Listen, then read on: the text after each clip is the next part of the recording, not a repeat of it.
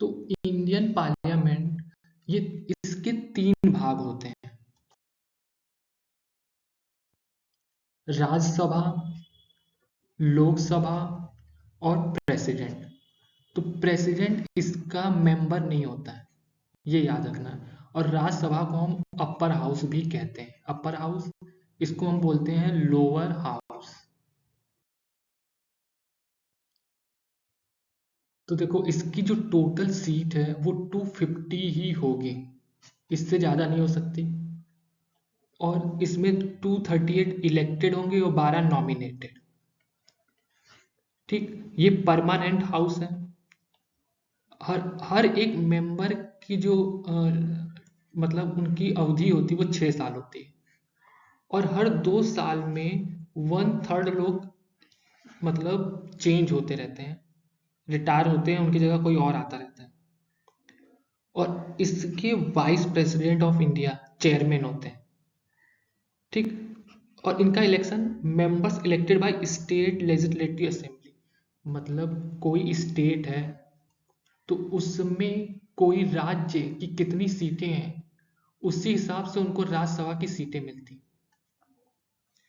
अब लोकसभा, देखो इसकी मैक्सिमम 552 है, लेकिन अभी इस 550 है, ये मैक्सिमम।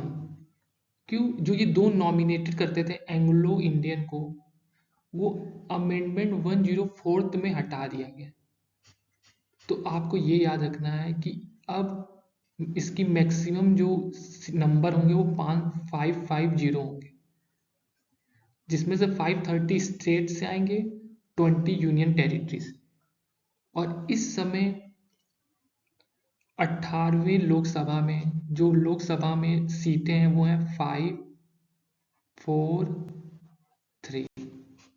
तो ये पॉइंट आपको याद रखना है। और प्रेसिडेंट, जैसे मैंने बोला कि ये पार्ट होता है पार्लियामेंट का, लेकिन मेंबर नहीं होता। ये लोकसभा को बुलाता है और उसको डिसॉल्व करता है, और जो बिल होते हैं उनको एसेंट देता है। तो ये पॉइंट आपको याद रखना है। देखो, इसमें पावर बताई गई और फंक्शन बताया गया। तो इसमें एग्जाम पॉइंट ऑफ व्यू से इंपॉर्टेंट क्या है कि मनी बिल सिर्फ लोकसभा में ही इंट्रोड्यूस हो सकता है, और राज्यसभा के पास कोई पावर नहीं होती मनी बिल से रिलेटेड। और जो हम प्रेसिडेंट होते हैं उनको हटाना हो तो वो आर्टिकल 161, मतलब आर्टिकल 61 पे है। ये पॉइंट आपको याद रखना है। और जो अमेंडमेंट हम करते हैं कॉन्स्टिट्यूशन का, वो 368 है। ये पॉइंट भी आपको याद रखना है। जैसे ऑर्डिनरी बिल है तो वो आप किसी भी हाउस में उसको इंट्रोड्यूस कर सकते हैं और उसको सिर्फ सिंपल मेजोरिटी से पास करना होता है। लेकिन मनी बिल, देखो ये सिर्फ लोकसभा में ही आपको इंट्रोड्यूस कर सकते हो। राज्यसभा के पास में ऐसी कोई खास पावर नहीं होती। देखो ये डील किससे करता है? टैक्स से रिलेटेड, गवर्नमेंट की जो स्पेंडिंग है, जो बोरिंग है, उससे। फाइनेंशियल बिल, देखो related to finance but not a money bill. तो आप इसको किसी भी हाउस में इंट्रोड्यूस कर सकते हैं। अमेंडमेंट बिल, तो इंट्रोड्यूस टू अमेंड, अगर कॉन्स्टिट्यूशन को अमेंड करना है तो आप आर्टिकल 368 को यूज करोगे, और इसमें स्पेशल मेजोरिटी आपको चाहिए रहती है इसको पास करने के लिए। और प्राइवेट मनी बिल, कौन इसको इंट्रोड्यूस करता है? कोई एमपी जो मिनिस्टर नहीं है। तो इसमें आपको ये पॉइंट याद रखना है। देखो इसमें 3 तरह के सेशन होते हैं: एक बजट सेशन, फिर एक मानसून जुलाई से सितंबर, और फिर एक विंटर सेशन नवंबर से दिसंबर। ये टाइप ऑफ मोशन है। अब ये है जो एग्जाम पॉइंट ऑफ व्यू से इंपॉर्टेंट है, ज्वाइंट सिटिंग ऑफ पार्लियामेंट, जो आर्टिकल 108 में है।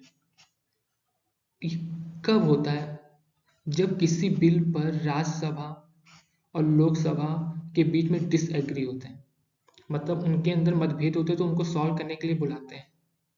और इसको लोकसभा के जो स्पीकर होते हैं वो मतलब इसकी अध्यक्षता करते हैं। तो ये पॉइंट भी आपको याद रखना है। जैसे अगर क्वेश्चन पूछा है कि 108 में जो जॉइंट सिटिंग होती है उसकी अध्यक्षता उसको प्रेसिडेंट कौन करता है, तो अगर आप प्रेसिडेंट लगा दिए आंसर तो वो गलत हो जाएगा। तो ये पॉइंट होगा लोकसभा की जो स्पीकर है वो। ये कुछ इंपॉर्टेंट आर्टिकल जो आपको पता होना चाहिए। वन लाइनर के लिए article 79 constitution of parliament, article 80 Rajya Sabha, article 81 Lok Sabha, 85 में सेशन के बारे में बताया गया पार्लियामेंट के कि कब कब ये सेशन होगा, दो सेशन के बीच में कितने दिन का अंतर होगा, तो यही सब इसमें डिसाइड कर। ये इम्पॉर्टेंट है। Article 110 money bill, article 111 president की टिक मतलब एसेंट दे देना, article 112 annual budget, article 123 ordinance making power of president, और आर्टिकल 368 अमेंडमेंट ऑफ कॉन्स्टिट्यूशन। तो अब आपको ये बताना है कि जो अमेंडमेंट ऑफ कॉन्स्टिट्यूशन है हमने किस कंट्री से बोरो किया है इसको।